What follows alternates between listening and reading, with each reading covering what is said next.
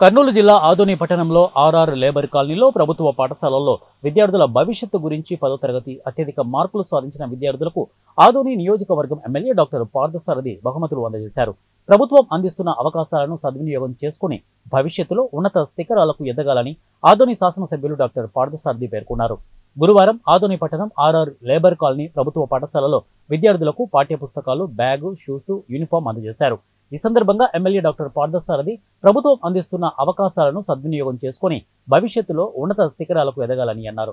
విద్యార్థి దశలోనే భవిష్యత్తు ప్రణాళికను సిద్ధం చేసుకుని ఉన్నత చదువులు చదువుకుని లక్ష్యాన్ని సాధించాలని కోరారు. పద్యాలు పాడితే సరిపోదు, మన గురువుల్ని మనం గౌరవించుకున్న రోజునే మనకు మంచి భవిష్యత్తు ఉంటుందని మీరందరూ కూడా నమ్మాలి.